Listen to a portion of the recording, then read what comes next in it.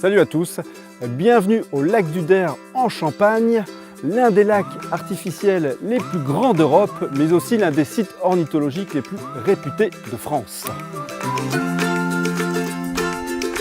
Alors cette semaine, on va découvrir ensemble les rives du lac du Der et le bocage champenois à vélo, mais on va aussi en profiter pour effectuer quelques activités nautiques. Le lac du Der, c'est à l'origine une cuvette naturelle qui a été mise en eau en 1974 et qui a englouti 3 villages. Tout au long de l'année, on peut faire de l'observation, on peut faire de la photo animalière. C'est vraiment un site extraordinaire pour ça. Il y a plus de 350 variétés d'oiseaux qui se nichent maintenant sur le lac ou qui migrent.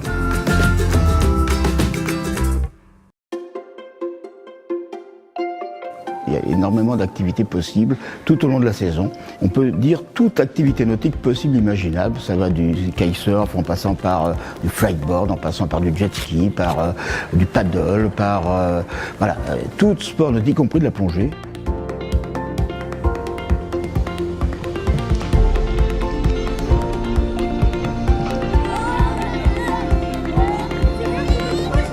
En termes d'hébergement, donc autour du lac, nous avons tout un panel très large, ça va de l'hôtellerie, bien évidemment classique, en passant par des chambres d'hôtes. Nous avons également des gîtes, et puis on a des campings. Et nous avons également des hébergements insolites.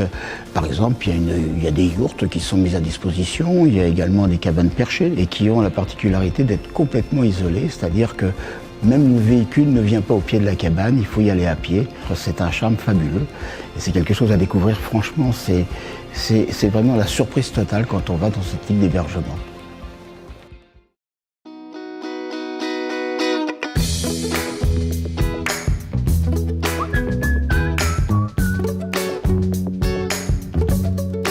On a effectivement un parcours assez exceptionnel puisqu'on a plus de 150 km de pistes cyclables tout autour du lac. Et ensuite, en ce qui concerne les randonnées pédestres, alors là, c'est plus de 250 sentiers balisés, autres. Il y a effectivement énormément de paysages à découvrir à pied.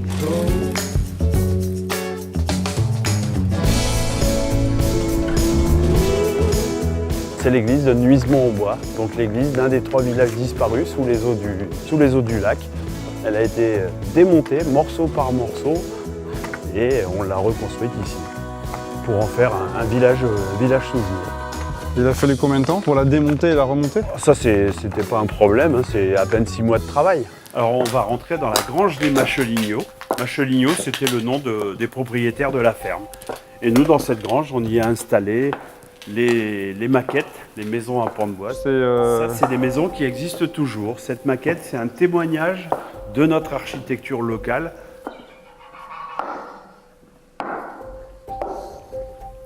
Notre charron et donc la démonstration du charron sur le banc à planer. Vous me faites une démo? Bien sûr.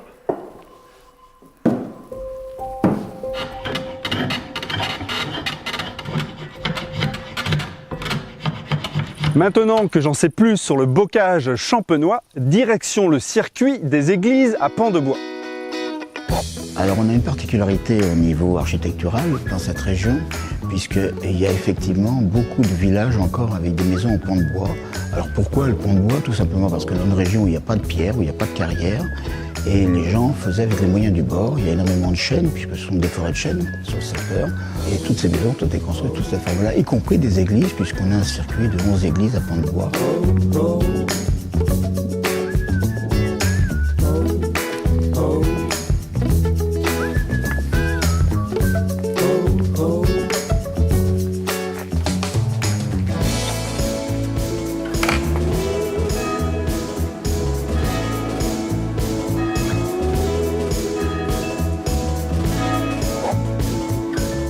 J'espère que vous avez apprécié votre découverte du pays du Der. Après l'effort, le réconfort et rien tel qu'une petite bière locale pour terminer son séjour. Alors bien sûr, vous allez retrouver toutes les informations pratiques pour organiser vos vacances sur ivoyage.net et lacduder.com. Sur ce, je vous dis à très bientôt et santé!